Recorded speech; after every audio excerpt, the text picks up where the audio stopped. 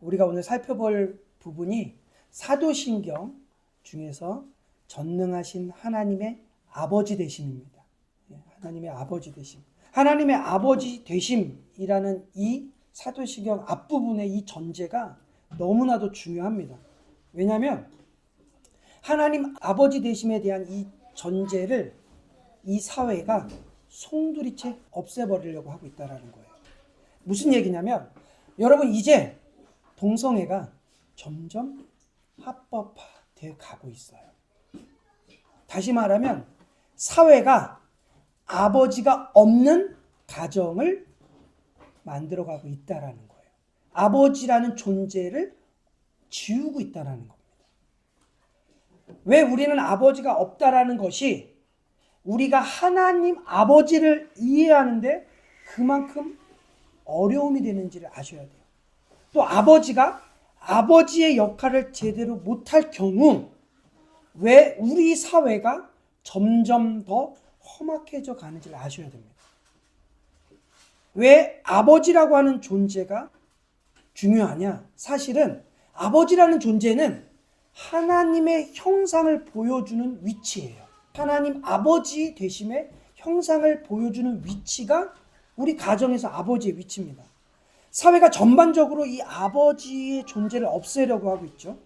아버지는 어떤 존재입니까? 사회에서 돈 벌어오는 존재입니다. 아버지의 역할이 소위 경제적인 부분을 채워주는데 그쳐요. 더 이상으로 확장시키질 않고 있습니다. 이제는. 그러니까 이 아버지 되심을 이해하는 게 우리 아버지를 빗대서 이해하는 게 매치가 안 되는 거예요. 오버랩이 안 되는 거죠. 하나님 아버지에 대한 신앙 고백에 관해서 우리가 먼저 살펴볼 때 제가 여러분들이 이런 질문을 드릴 거예요. 여러분들이 하나님이 전능하시다. 그 전능하신 하나님이 나의 아버지시라는 것을 실질적으로 인식하며 살아가고 있냐는 거예요. 여러분 삶에. 예를 들어서 이스라엘 백성들이 이제 출애굽을 해요. 그리고 가나안 땅을 정탐하잖아요. 그때 민수기 14장에 나오는 사건이 그거죠. 가나안 땅을 정탐하고 돌아와서 어떤 반응을 보입니까? 어떤 일이 벌어집니까? 하나님을 전능하신 하나님이 나의 아버지라는 사실을 머리로 인식하는 사람들의 반응이 어떻습니까? 하나님이 주시겠다고 했었어요. 그 땅을. 근데 그 땅을 뭐라고요? 악평하죠. 그런데 전능하신 하나님이 나의 아버지라고 삶에서 인식하는 사람, 여호수아, 갈렙, 이들은 어떻게 반응합니까? 저들이 우리의 밥이다. 한쪽은 우리가 메뚜기 같다라고 이야기하는데 한쪽은 아니다.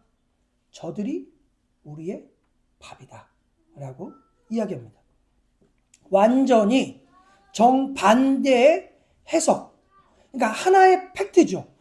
가나안 땅을 정탐하고 온 사실, 똑같이 바라본 그 사실을 가지고 어떤 믿음을 갖고 어떤 믿음의 전제를 가지고 있느냐에 따라서 하나님을 어떻게 인식하느냐에 따라서 그 똑같이 본 그 사실을 어떻게 해석하는지 달라져요. 내가 어떻게 하나님을 인식하고 있느냐에 따라서 똑같은 사실에 대한 해석이 정반대로 갈린다라는 거예요. 이걸 뭐라고 말하냐면 구별됨이라고 말하는 거예요. 세상 사람들과 우리는 똑같은 환경을 바라보며 살아갑니다. 똑같이 바라보는데 똑같은 사건을 해석하는 게 달라요. 왜요? 믿음의 전제가 다르기 때문이라는 거예요. 이걸 구별됨이라고 하는 거예요. 그리스도인들에게 있어서 구별됨이라고 하는 건 바로 이런 식으로 나타나는 겁니다. 하나님을 내가 어떻게 인식하고 내가 어떤 전제의 믿음을 가지고 살아가느냐. 내가 하나님을 전능하신 하나님을 나의 아버지로 믿는데 그 믿음을 정확한 전제로 가지고 이 사실을 바라보느냐에 따라서 도출해내는 결과가 다르다라는 거예요. 그 안에서 우리는 삶에서 소위 구별됨을 나타내며 살아갈 수 있다는 겁니다. 어떤가요? 여러분들은 하나님이 전능하시다. 그 전능하신 하나님이 나의 아버지시다라는 그 인식이 지식, 머리로만 알고 있습니까? 아니면 전 인격적인 삶에서 고백되어져 있냐는 거예요. 반응되고 있냐는 거죠. 여러분들이 바른 믿음으로써 하나님 아버지를 인식하고 고백되어지면 여러분들에게 나타나는 건 직장에서, 가정에서, 그리고 여러분 인간관계에서 안 믿는 사람들과 어떻게 해요? 구별될 수밖에 없다는 거예요. 구별될 수밖에 없다는 거예요. 안 믿는 사람들이 우리를 바라볼 때 어떻게 해요? 나와 다르다. 평가할 수밖에 없다는 거예요. 또 어떻게 해요? 그들과 갈등하며 살아갈 수밖에 없는 거예요. 왜요? 믿음이 다르니까. 생각이 다르니까. 오늘 우리가 보게 되는 이 고백처럼 그분이 나의 아버지 되신다라는 거예요. 그렇기 때문에 그분이 절대로 우리를 어떻게 해요? 내버려 두지 않는다는 거죠. 방치하지 않는다라는 거예요. 멸망하도록 내버려 두지 않으신다라는 거예요. 하나님께서 우리에게 죽으라고 그 환경 주신 게 아니라는 거죠. 하나님의 자녀인 나에게 어떻게 해요? 그 환경을 통해서 복이 되게 하기 위해서 그 환경을 주셨다라는 걸 우리는 믿는다라는 거예요. 우리는 그렇게 해석할 수 있는 거죠. 근데 제가 느끼는 건 제가 개척하고 나서 개척 전의 믿음과 개척 이후의 믿음이 달라요. 저의 신학의 전제는 하나님의 속성이에요. 하나님의 속성. 여러분들이 이제 같이 기독교 기본 교리들을 배우실 때 그 부분이 나올 텐데 하나님의 속성이에요. 하나님은 어떤 분이신가? 하나님 영원하신 분이고 하나님 무한하신 분이고 하나님 불변하신 분이라는 거예요. 하나님 변함이 없으시다는 분. 근데 그분의 능력이 영원하고 무한하고 변함이 없어요. 그분의 지혜가 영원하고 변함없고 불변이 없어요. 그분의 신실하심이 영원하고 불변하고 변함이 없어요. 근데 그분이 나의 아버지라는 거죠. 그러니까 저의 상황이 저는 하루하루 바라보면서 살아가는데 그분은 저의 삶을 과거와 현재와 미래를 한 번에 영원 가운데서 한 번에 보시니까 제 삶이 이렇게 굴곡이 있더라도 제 눈에는 굴곡이 있는데 그분은 굴곡이 없는 거예요. 그분은 다 알고 계시니까. 그러니까 제 삶의 신앙의 기본이 그분이 전능하신 그분이 나의 아버지 되심이니까 흔들리지 않더라고요. 죽지 않더라고요. 이게 진짜 놀라운 일이라는 거죠. 그런데 우리에게 이 전제, 이 하나님의 영원하신 이 속성의 전제가 흔들리면 무너져요. 삶에서 그냥 무너져요. 신앙은 그래서 전제 싸움이라고 하는 거예요. 그 전제가 뭐예요? 믿음이에요. 신앙은 믿음의 싸움입니다. 그러니까 여러분 삶 속에서 항상 여러분들 자신에게 던져야 될 질문이 뭐냐면 나는 하나님이 전능하시고 그분이 나의 아버지 되심 이 전제를 가지고 내가 세상을 바라보느냐 나는 이 전제를 가지고 내 인생을 바라보고 살아가고 있느냐 이 질문을 늘 던지셔야 된다는 거예요. 여러분들에게 있어서 하나님은 실제적으로 커뮤니케이션 대화가 가능한 분이시냐는 거예요. 이게 중요한 겁니다. 히브리서 기자는 믿음은 바라는 것들의 실상이요 보지 못하는 것들의 증거다. 굉장히 실제적이라는 거예요. 믿음은 막연한 게 아니라 실제적이라는 거예요. 우리의 신앙의 선배들에게 있어서 하나님은 저 멀리 계시는 분이 아니라 내 앞에 바로 앞에 계신 분이었다라는 거예요. 우리에게 있어서 하나님은 인격적이시고 바로 앞에 내 앞에서 같이 대화하는 교제가 가능한 하나님이시라는 거예요. 여러분 보세요. 2000년 전에 예수 그리스도께서 십자가에서 죽으셨단 말이에요. 2000년 전의 사건이 오늘 나의 사건이 된다는 거예요. 왜 실제적입니까? 성령 하나님이 그렇게 나에게 인식되도록 만드신다는 거예요. 성령께서 우리를 예수 그리스도와 연합시키셔서 하나님 아버지께로 나아가셔서 그분과 오늘 대면하며 교제하게 하는 굉장히 실제적인 일이 일어나고 있는 거예요. 성령께서 우리로 하여금 그리스도 안에 살게 만들고 우리로 하여금 그리스도와 한 몸 되게 하셔서 어떻게 해요? 성경에 나오는 우리가 바라봤을 때 그 불가능해 보이는 그 삶, 그 삶이 오늘도 가능하게 만든다는 거예요. 오늘도요, 여호수아와 갈렙 같은 삶을 살아가는 사람이 나타나고 있습니다. 오늘도 다윗처럼 다니엘처럼 살아가는 사람들이 나타나게 하는 이유, 가능하게 하는 이유는 뭐냐면 그 사람들의 타고난 능력과 성품이 아니에요. 그 사람들의 DNA가 아닙니다. 바로 성령께서 그리스도와 연합시켰을 때 그때 우리는 과거에 아브라함같이 다윗과 같이 사무엘과 같이 우리도 살아갈 수 있게 된다는 거예요. 우리에게도 동일하게 나타납니다. 그래서 과거나 지금이나 그리스도의 삶의 모습으로 살아가는 사람들에게 이렇게 이름합니다. 그리스도인.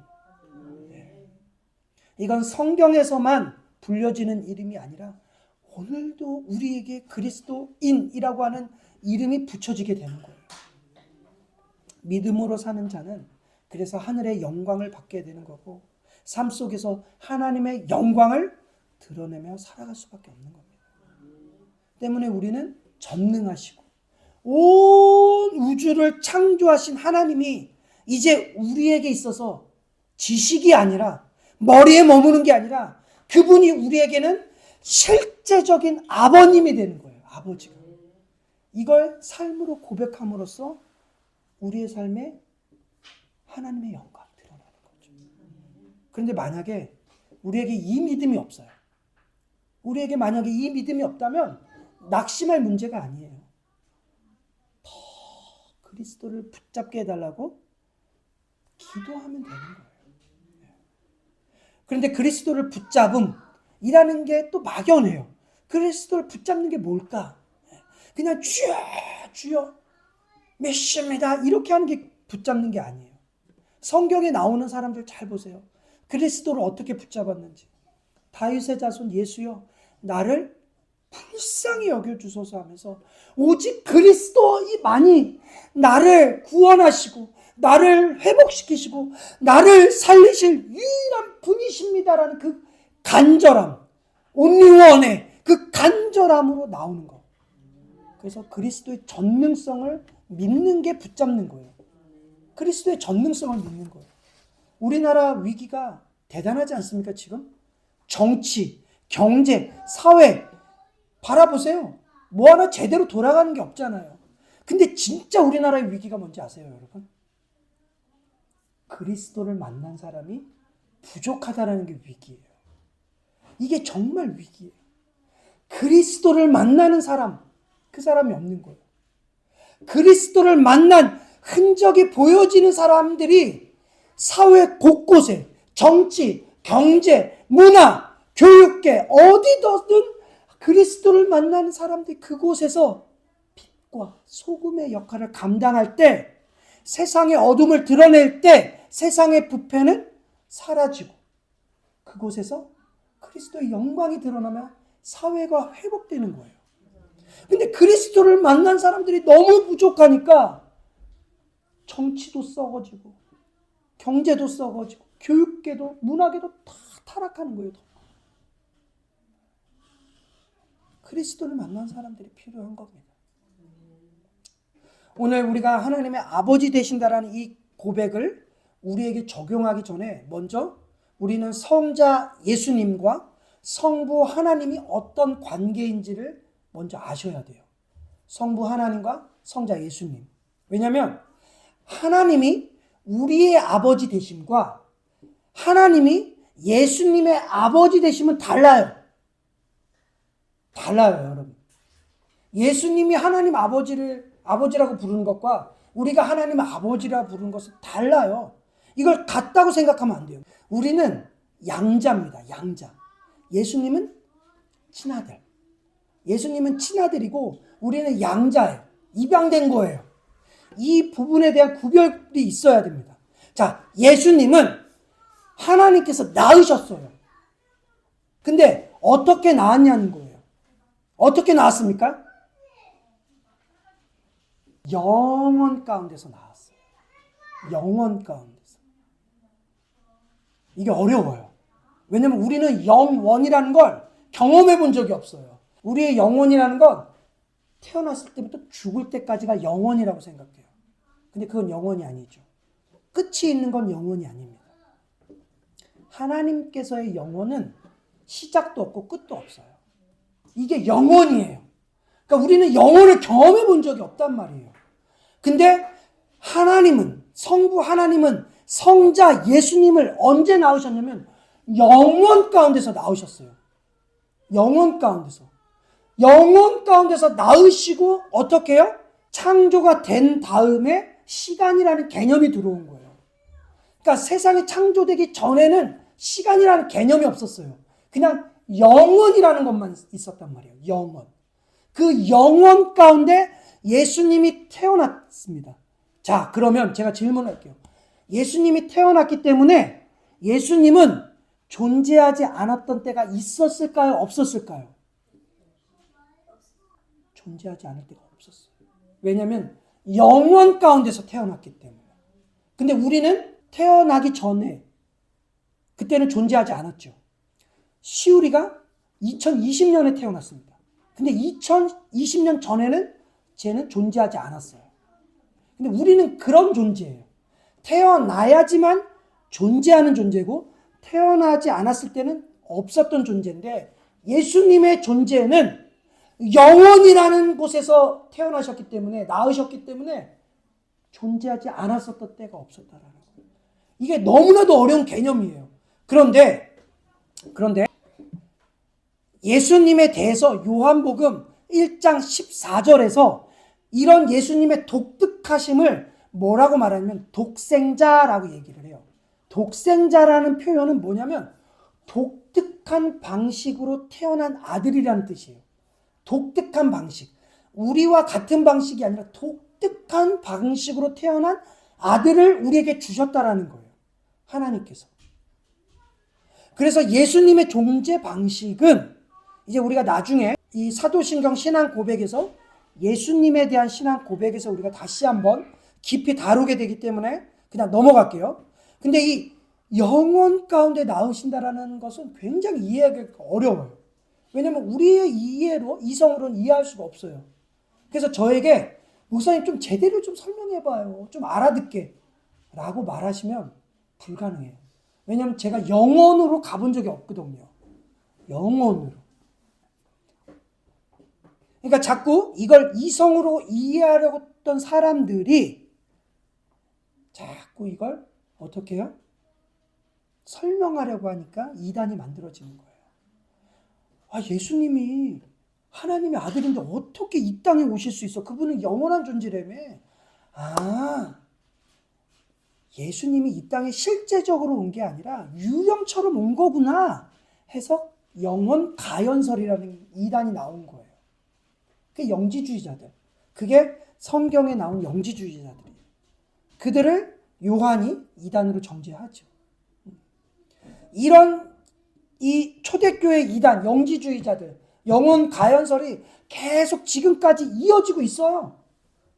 그래서 여호와의 증인, 몰몬교 막 이런 사람들이 다 여기에 속해 있는 거예요. 그런 분이 이 땅에 올 수 있냐? 아, 유령이야. 그분은 실제적으로 온 적이 없어. 이렇게 하는 거예요. 그리고 또 야, 어떻게 하나님 아들이 태어났다며? 그러면 야, 너도 인간적으로 생각해봐. 아빠가 힘이 세냐? 아들이 힘이 세냐?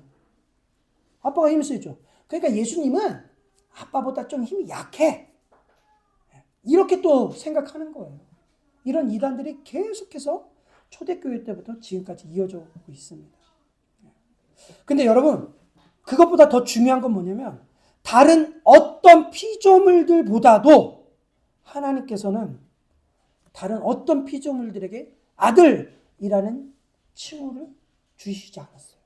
칭하지 않으셨어요. 어떤 피조물도 하나님의 형상대로 창조하지 않으셨단 말이에요. 오직 우리만이 어떻게 해요? 하나님께서 아들이다라고 칭하시길 기뻐하셨어요. 심히 기뻐하셨어요. 이게 놀라운 거예요. 아버지 하나님을 우리의 아버지로 우리를 양자 삼아 주셨습니다. 양자 삼았다는 게 뭘까요? 양자 삼았다는 게. 아, 그럼 우리도 예수님처럼 신이 될 수 있는 거야? 그게 아니에요. 친아들과 양아들의 차이가 있습니다. 친아들과 양아들의 가장 중요한 차이는 뭘까요? 아버지의 유전자를 갖고 태어나느냐 태어나지 않느냐예요. 예수님은 친아들로서 하나님의 속성을 다 가지고 계시는 분이고 우리는 양아들로서 그분의 속성을 갖고 있지는 않아요. 제한적으로만 갖고 있어요. 근데 공통점이 있습니다. 친아들과 양자의 공통점. 유산을 같이 받아요. 그래서 뭐라고요? 공동 상속자라고 하는 겁니다. 이게 너무나도 놀라운 일이에요, 여러분. 예수 그리스도와 우리가 동일한 하늘의 기업을 받는다니까요. 이 공동 상속자에 대한 감이 잡히고 나면 내가 얼마나 복된 존재구나 이걸 아시게 되는 거예요. 이 감이 실질적으로 있었던 우리의 신앙의 선배들은 이 공동 상속을 포기하지 않기 위해서 어떻게 해요? 목숨까지도 내놨단 말이에요. 근데 이 감각, 공동 상속자라는 이 감각이 없었던 사람이 있었습니다. 누군지 아세요? 에서예요, 에서. 장자, 이 상속자의 장자의 감각이 없다 보니까 어떻게 해요? 팥죽 한 그릇에 그 장자권을 팔아버려요. 하늘의 기업을 야곱에게 넘겨줘 버립니다. 공동 상속자라는 이 감각이 없으니까. 여러분, 우리가 하나님 아버지 되심의 감각이 있고 없고의 차이가 그렇게 커요. 그리스도인이라고 하는 것에 대한 감각, 이게 얼마나 복된 존재인지에 대한 이 감각이 있을 때 여러분 주일 성수 하나도 타협하지 않습니다. 예배 한 번도 대충 드리지 않아요. 내가 예전에는 진노의 자녀 가운데 있었지만 이제는 하나님의 사랑 가운데 자녀 가운데 있다라는 것, 이 감각이 있으면 인생을 대충 살 수가 없어요. 그래서 예수 믿으면 달라진다라는 얘기가 어디서 나오냐면 바로 공동 상속자라는 이 감각이 일어나면 사람이 달라져요. 안 달라지는 건 왜요? 이 공동 상속자라는 예수 그리스도를 온전히 믿음이 없기 때문에 그러는 거예요. 오늘 우리는 사도신경 신앙 고백을 통해서 단순히 하나님이 나의 아버지 되심 이걸 그냥 넘어가는 게 아니라 실제적으로 느끼셔야 돼요. 삶에서. 머리로만 아는 게 아니라 실제 삶에서 이 감각을 가지고 살아가셔야 됩니다. 자, 그렇다면 이 놀라운 사실과 아울러서 하나님께서 우리를 아들과 같이 대우하신다는 게 무슨 의미냐는 거죠. 하나님이 이제 우리를 아들처럼 대하시겠다라는 거예요. 그 의미가 뭐냐? 히브리서 12장 7절에 이렇게 말씀하십니다. 너희가 참음은 징계를 받기 위함이라 하나님의 아들과 같이 너희를 대우하시나니 어찌 아버지가 징계하지 않는 아들이 있으리요. 누구만 징계한다고요? 아들만 징계한다는 거예요. 자녀들만 하나님이 징계하신대요. 제가 초등학교 때 있었던 일이 아직도 기억이 나요. 여러분, 제가 연탄가스 중독으로 기억력이 없어요, 별로. 근데 이 일은 아직까지도 기억이 나요. 뭐냐면 한 5학년 때인가 6학년 때 같아요. 근데 수업 시간에 저희 친구 중에 한 명이 진짜 상습적으로 숙제를 안 해와요. 상습적으로. 예전에는 아시죠? 선생님들 얼마나 무서웠는지. 숙제를 안 해오면 때리잖아요. 근데 얘가 상습적으로 숙제를 안 해오던 애요. 그러니까 얘가 진짜 나쁜 애거나 막 학교에서 막 싸움하고 그런 애가 아니라 그냥 게으른 애였어요. 진짜 게으른 애였어요. 근데 상습적으로 숙제를 안 해오다 보니까 한 2학기 때쯤에 선생님이 수업 시간에 야, 숙제 안 해오네? 일어나. 했더니 이제 막 애들이 일어나는데 얘도 일어난 거예요. 선생님이 야, 너 앉아. 넌 이제 너는 포기했어. 너는 그냥 앉아. 괜찮아. 너 숙제 해오든지 말든지 이제 나 너 상관 안 해. 그냥 앉아. 그리고 다른 애들 너 나와. 그리고 막 엉덩이를 막 매로 때리시고 막 때리는데 얘가 갑자기 그 때리는 모습을 보더니 우는 거예요. 우는 거예요. 그러니까 계속 이제 한 명 나오고 때리고 한 명 나오고 때리는데 계속 합니다. 걔가 갑자기 일어나더니 선생님 저도 맞을래요 하는 거예요. 야, 너 들어가. 난 너 포기했어. 넌 때려도 안 돼. 네 알아서 해. 네 마음대로 해오든지 말든지 학교를 다니든지 말든지. 그러니까 얘가 앞에 나와서 계속 우는 거예요. 막. 저를 때리래요. 때려주세요. 맞을래요. 그래서 전 죽어도 안 때리시더라고요. 그래서 제가 그 모습이 충격인 거예요. 우리가 하나님의 자녀라는 것에 대해서 정말 감사한 게 뭐냐면 우리가 잘못할 때 하나님이 간섭하신다는 거예요. 제가 전도사 처음 했을 때나 지금이나 몸무게가 그대로잖아요. 근데 몸무게만 그대로인 게 아니에요. 제가 가끔 제가 가르쳤던 아이들 중에 연락을 하면 목사님은 예나 지금이나 좀 똑같은 모습이라는 거죠. 네. 왜 그럴까요? 제가 그런 성격이 아니에요. 제가 그런 성격의 소유자가 아니라 하나님이 저를 간섭하세요. 하나님이 저를 간섭하시니까 제가 변하지 않는 거예요. 그 부분에 있어서는. 인간의 속성이라는 건 안 변할 수가 없습니다. 인간은 엄청 교활해요. 저는 안 교활하는 저도 교활해요. 저도 악합니다. 게으르고 자기 중심적이에요. 그런데 하나님께서 간섭하실 때 그때는 진짜 싫어요. 그런데 시간이 지나고 보면 이게 은혜였구나. 그걸 알게 되는 거예요. 그게 감사라는 거죠. 여러분들도 마찬가지지 않습니까? 여러분들도 지금 여러분들 보면 다 괜찮은 사람의 모습으로 여기 앉아 계시잖아요. 그럼 그 이유가 뭐냐는 거예요. 부모님의 은혜죠. 부모님께서 우리가 어렸을 때 우리가 사람 구실 하도록 어떻게 해요? 매를 들이시고 때로는 잔소리하고 때로는 윽박을 지르고 때로는 무섭게 하시기도 하고 격려도 하시고 학원도 보내시고 학교도 보내시면서 우리를 그렇게 키우셨잖아요. 그렇게 부모가 역할을 하듯이 하나님이 우리에게 그렇게 부모의 역할, 아버지의 역할을 하신다는 거예요. 히브리서 12장 7절에 보면 너희가 참음은 징계를 받기 위함이라 라고 했을 때 이 징계, 이 단어가 파이데이아라는 헬라어입니다. 여러분 주일학교 교재 그리고 여름 성경학교 파이디온이라는 거 들어보셨죠? 이 파이디온이라는 이 헬라어가 아이들이라는 뜻이에요. 아이들. 이 파이디온에서 나온 헬라어가 파이데이아입니다. 파이데이아. 파이데이아가 징계라고 우리는 번역을 했어요. 그런데 자, 파이데이아는 무슨 뜻이냐면 여러분 보세요. 징계라는 말. 이 말이 우리에게는 부정적이잖아요. 징계. 때리고 벌을 주고 체벌하는 걸 징계라고 우리는 떠올린단 말이에요. 그런데 이 파이데이아라는 이 말은 징계라기보다는 훈육이라는 말이에요. 훈육. 아이를 훈련시키고 양육시키다라는 뜻이에요. 원래 헬라어 뜻은. 그러면 우리가 이 성경을 번역할 때 징계라는 말보다는 훈육이라는 말로 했을 때 하나님은 우리를 맨날 벌하시고 체벌하시고 혼내시는 분이 아니라 무섭게 혼내시는 분이 아니라 하나님은 우리를 어떻게 해요? 아이처럼 양육하시고 훈육하시고 도우시고 때로는 우리를 무섭게 대하기도 하시겠지만 우리를 격려하셔서 어떻게 해요? 사람 구실을 하도록 다시 말하면 하나님 형상 닮도록 그렇게 하신다라는 의미로 이 말은 훈육으로 번역하는 게 좋은 거예요. 훈육으로. 근데 하나님께서 우리를 자녀처럼 대하신다는 게 뭐냐? 그러니까 방치하신다는 게 아니겠죠. 도우신다는 게 있죠. 양육하신다는 거예요. 여러분 길거리에서 애들 담배 피고 다녀보세요. 내 자식 아니니까 신경 안 쓰잖아요. 그렇잖아요. 길거리에서 애들 헛짓거리하고 다니는 거 보세요. 신경 안 써요. 요즘은. 왜요? 내 새끼 아니니까. 근데 내 자녀는 어떻게 해요?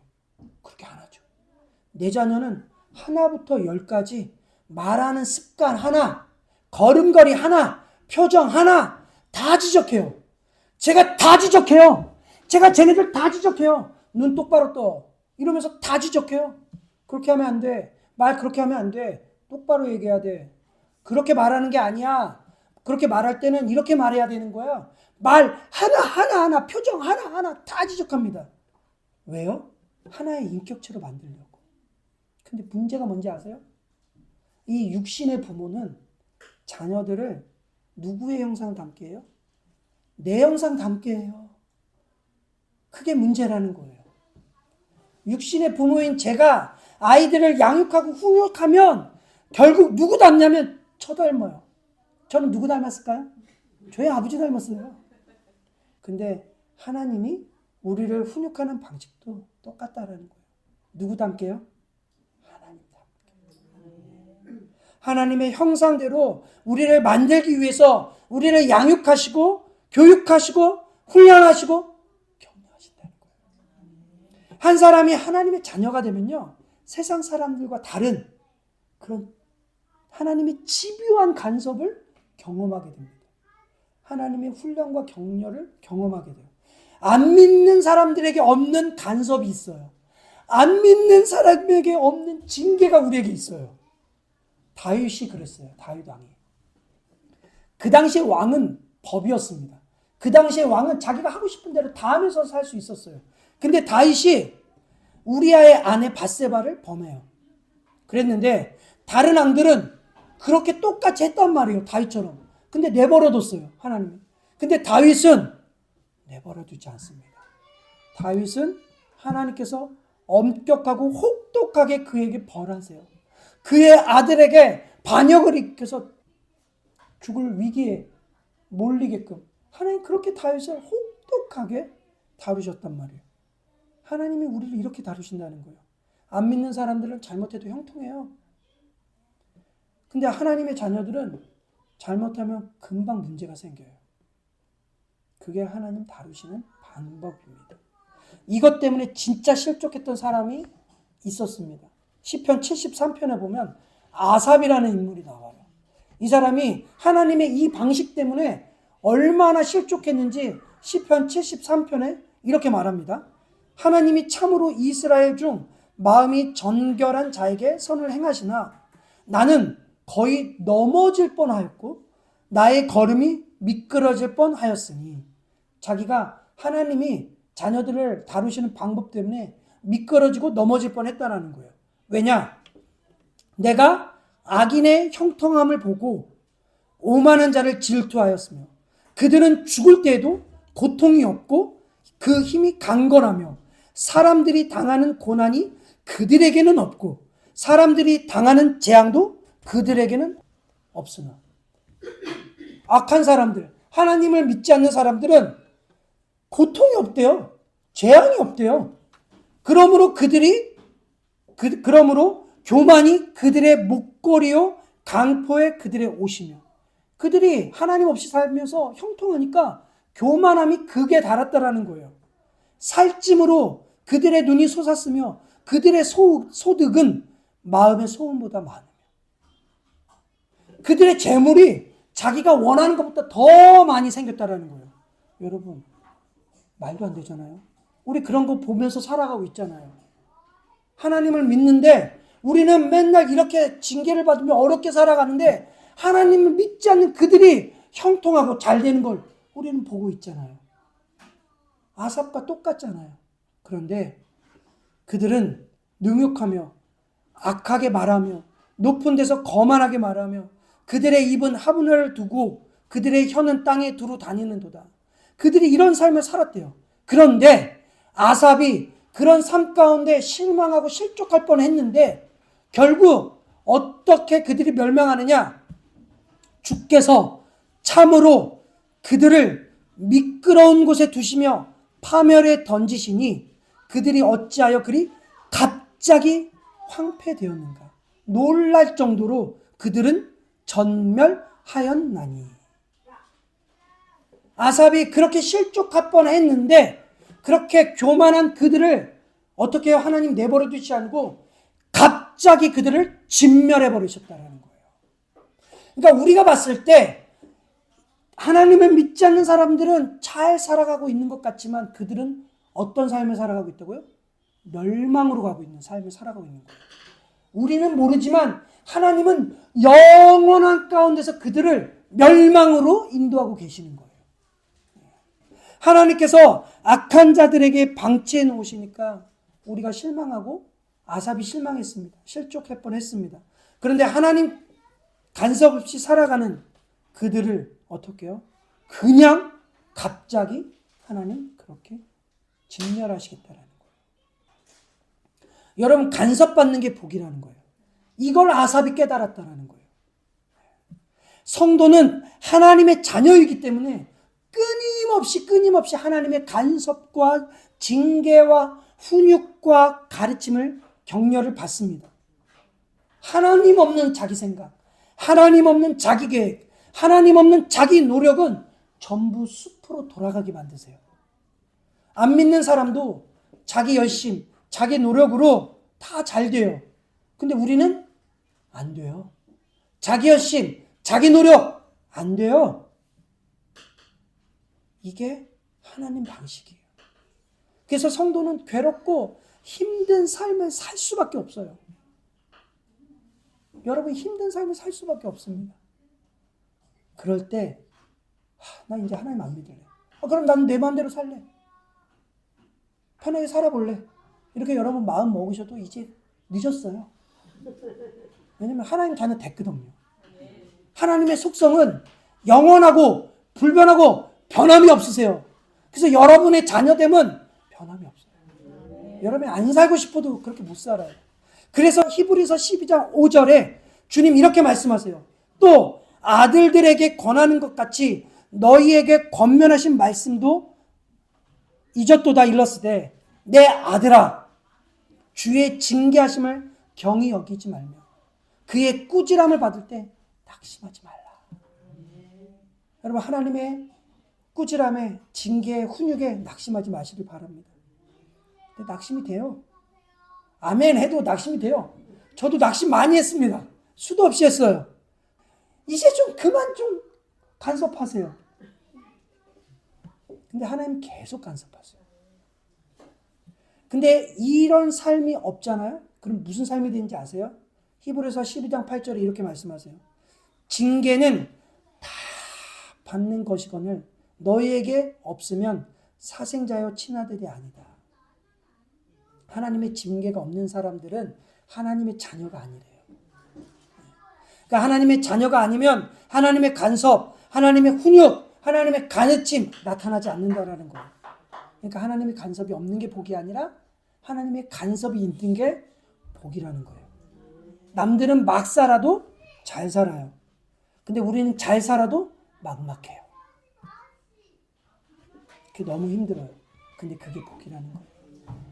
내가 잘 살고 있는데, 내가 믿음으로 살고 있는데 어려움이 자꾸 오잖아요. 하나님 아들이구나, 자녀구나, 이걸 깨달으시면 돼요. 여러분, 세상 사람들은 하는 일마다 착착 잘 돼요. 형통하고 풍요롭고 행복하게 삽니다.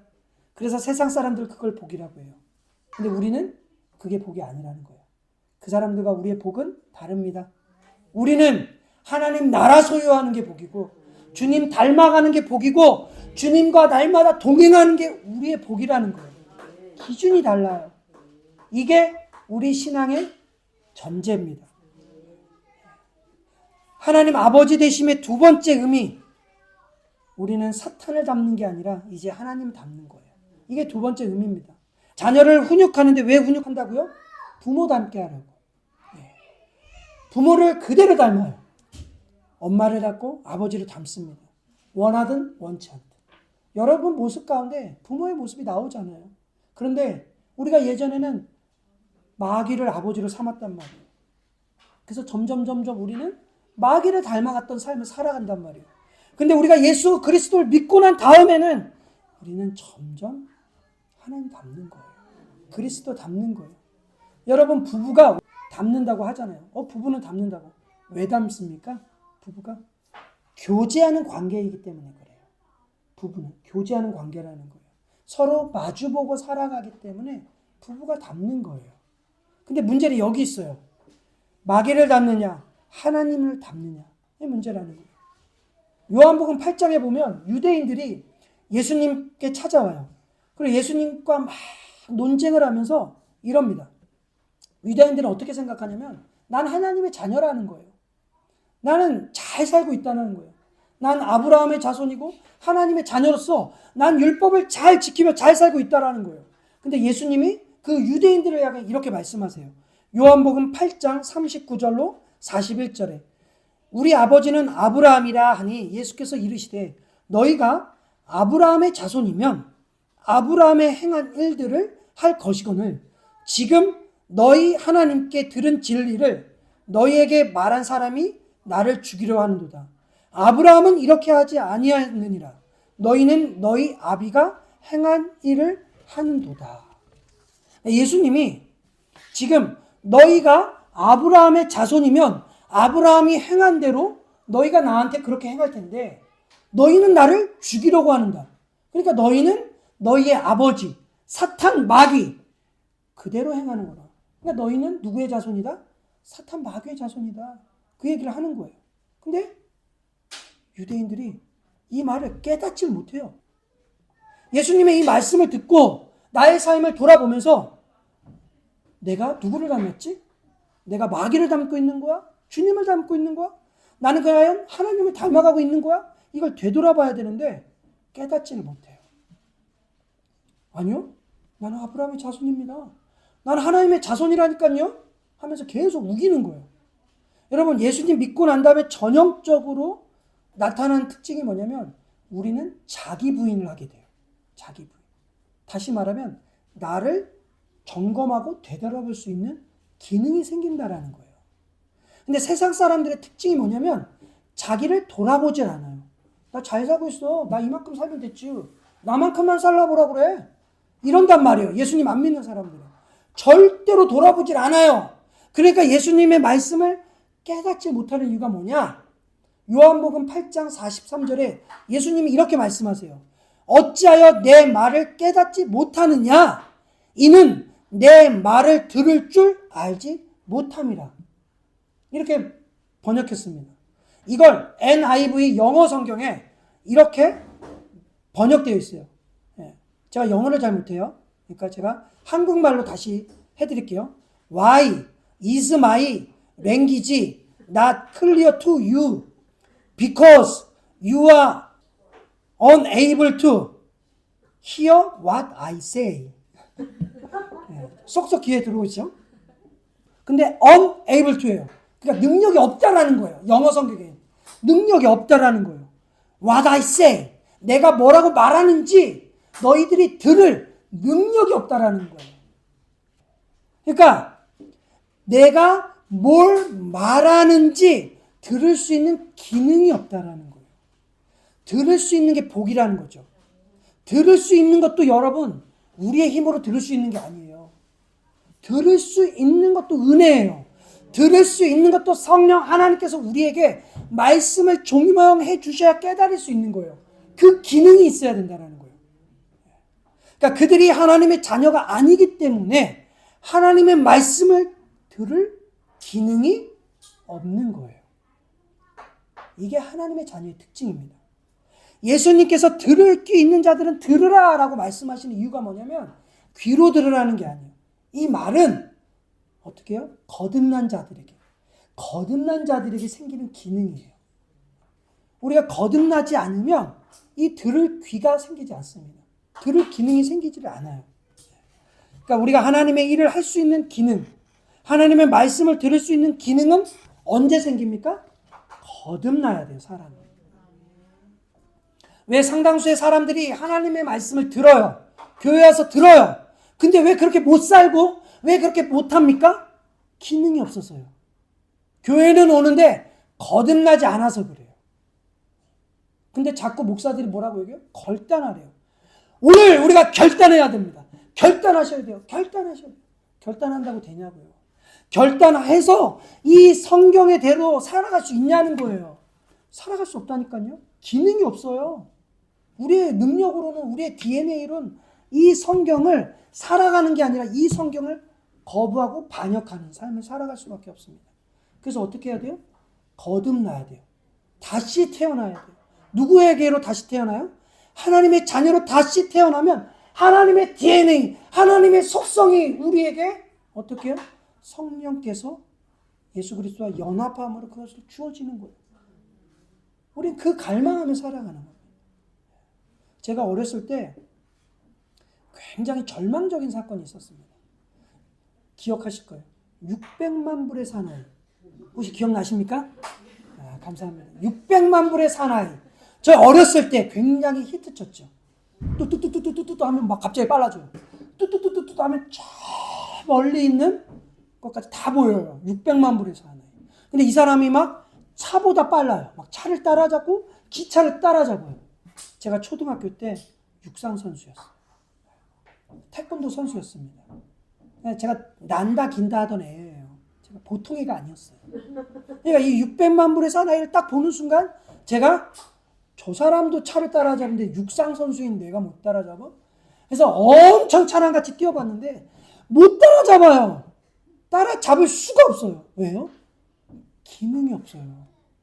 600만 불의 사나이가 가지고 있는 기능이 제가 없는 거예요. 근데 제가 어떻게 해요? 계속 그걸 따라잡으려고 계속 내 힘으로 뛴단 말이에요. 헛되고 헛된 짓거리를 하는 거예요, 제가. 근데 우리가 그렇게 살아가고 있단 말이에요. 주님께서 하나님의 말씀을 주시고 율법을 우리에게 주셨단 말이에요. 그래서 율법을 주신 목적이 뭐예요? 너는 그렇게 못 살아. 너는 너의 힘으로 구원을 받을 수 없어. 이걸 깨닫게 하기 위해서 율법을 우리에게 주셨단 말이에요. 그런데 우리는 어떻게 해요? 아니요. 내 힘으로 살아볼게요.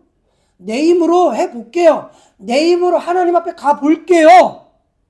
계속 그렇게 살아가고 있다란 말이에요. 근데 기능이 없는데 그렇게 살아가려고 하고 있는 거예요. 기능이 없는데. 그러니까 우리는 주님 닮기 위해서 노력하고 하는 게 아니라 긍휼을 구하고 은혜를 구해야 됩니다. 오늘 우리는 이러한 고백과 너무나도 동떨어지게 살아갈 때가 많아요. 이 시대의 교회들은 예배 가운데 사도신경을 왜 해야 되는지를 가르쳐주질 않아요.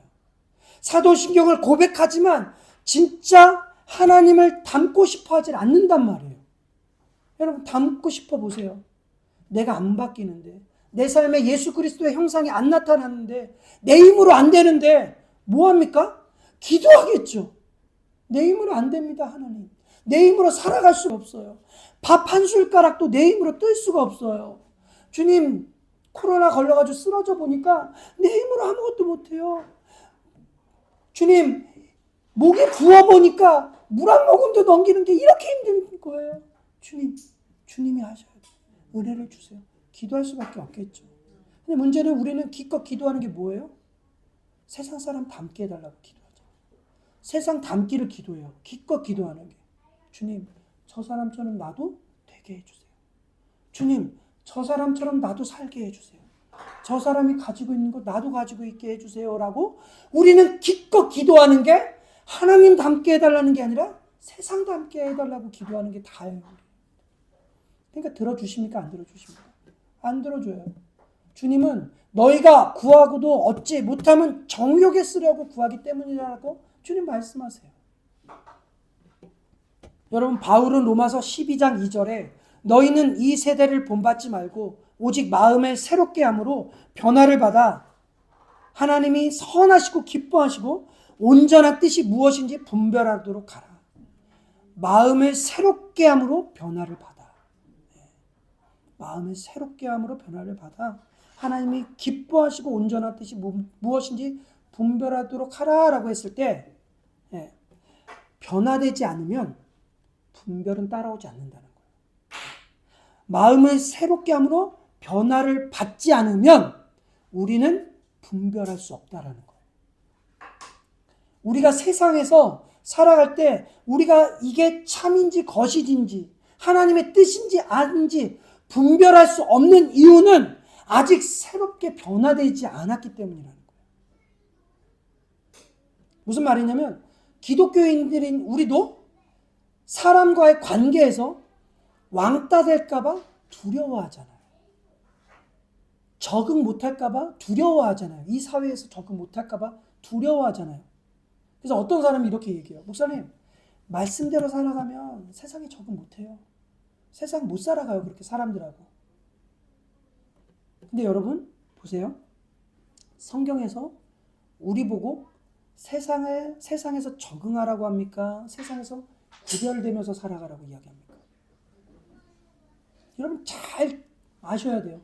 성경은 우리에게 너희들이 가라 저 세상으로 가서 적응하며 살아라 라고 말씀하지 않으세요. 우리가 가서 구별되게 살라고 말씀하세요. 성경은 세상에서 어떻게 하면 잘 적응할까를 가르쳐 주는 게 아니라 성경은 세상을 어떻게 정복할까를 다스릴까를 가르쳐 주고 있다는 거예요. 그러니까 세상은 우리의 적응의 대상이 아니에요. 네, 결론입니다. 우리가 하나님을 아버지로 고백한다는 건 하나님이 우리를 이제 아들로 대해 주신다는 거예요. 그 아들로 자녀로 대해 주신다는 건 우리에게 필요한 걸 그냥 다 거저 주신다라는 게 아니라 때로는 간섭하고 훈육하고 징계도 하고 격려도 하고 도와주고 하나 모든 걸 다 하나님 담도록 그렇게 세밀하게 돌보신다는 거예요. 두 번째로 하나님을 아버지로 고백한다라는 건 이제 우리는 사탄을 닮는 게 아니라 마귀를 닮는 게 아니라 하나님을 닮아가는 삶을 살아간다라는 거예요. 거듭남을 통해서 이 기능을 소유하게 되므로 이제 우리는 세상을 의지하고 세상에 적응하는 게 아니라 어떻게 해요? 하나님과 동행함으로 세상을 다스리고 세상을 정복하는 삶을 살아감으로 세상 사람들이 우리를 바라보며 너희들은 그리스도인이구나. 그래서 하나님의 살아계심을 바라보게 된다는 거예요. 사랑하는 성도 여러분, 여러분들에게 이 놀라운 은혜가 항상 선명하게 나타나고 그래서 여러분들이 하나님의 나라의 기업에 공동 상속자로서의 삶을 살아가는 저와 여러분 되길 주님의 이름으로 축복합니다.